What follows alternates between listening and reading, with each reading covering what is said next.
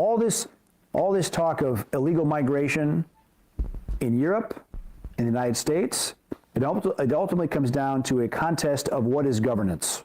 Who is governed? Which countries are governed well? And if so many of these countries around the world are incapable of governing themselves, then it's time for us to just put the imperial hat back on to say, we're going to govern those countries if you're incapable of governing yourselves, because enough is enough.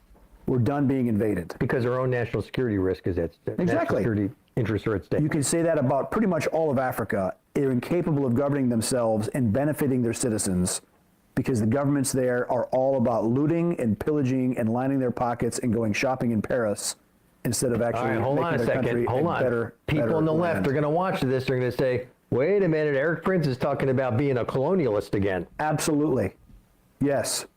Enough. Because if you go to these countries and you see how they suffer under absolutely corrupt, made-up governments that are just criminal syndicates. Made-up governments. The people of Africa, the people of Latin America, a lot of them deserve better. Now, some countries are really getting it together. Look at what El Salvador did. Bukele, murder capital of Latin America, he said, no more. Now El Salvador is safer than Prince William County. And he took just all south of Washington, D.C. He put... So, first of all, I like the idea that America took its imperial hat off at some point. Right.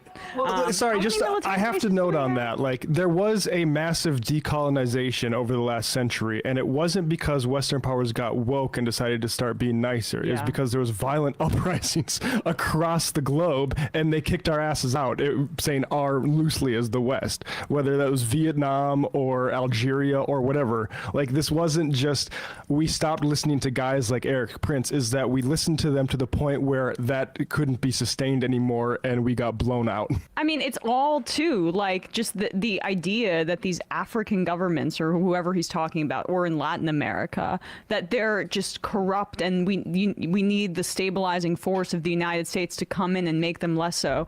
Why are some of these governments in complete shambles? In part because of like basically wholly because of like the extraction and the Western influence not really caring about stability in those countries, but purposely destabilizing them or for our own placing ends. them, inserting essentially our guys in these situations. I mean, look, to be fair to Eric Prince, he wants to get the contract to go in and do the colonializing. I mean, this is exactly. He's marketing right now. It's marketing, but I also think he probably believes it. Oh yes. Yeah. And where is the tie-in with this type of like sort of fundamentalism? You know, it is, and we still practice this. U.S. law is still. This is still a major facet of U.S. law. When it comes to taking land from indigenous people in this country, the idea of doctrine of discovery is still cited. It was most recently studied by Ruth Bader Ginsburg. Actually, it was studied. It was cited more recently, in the past year or two, in a case, I think it was. But even RBG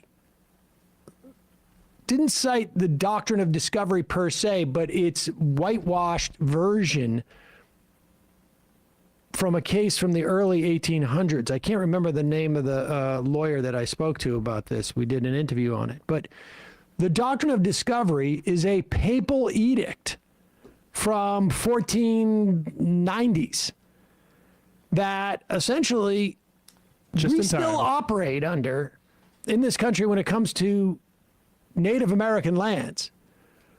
It basically says, like, we're Christian, we know better. If we find it, it's ours. Finders keepers. Well, it's not even, you're not even necessarily find it. It's more like, as soon as we see it, takers keepers. Wanters keepers. But God has said it's okay for us to do this. Yeah. And that's basically what he's saying here too. We know better for the people of these countries, and we're going to come in and we're going to act as a colonial power so that we can get these people back on their feet and exploit all their resources. And we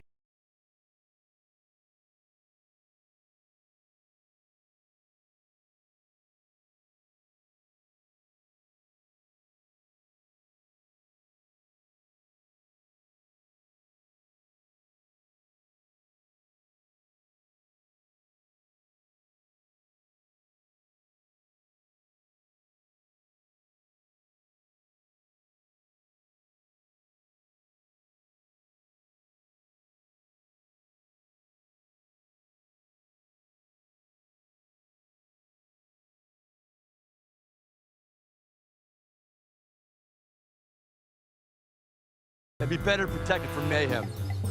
Like me. And be better protected from mayhem. Yeah, like me.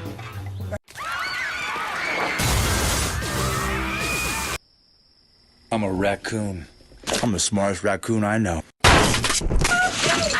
Be better protected from mayhem, like me. Hide big things. And be better protected from mayhem. Like me.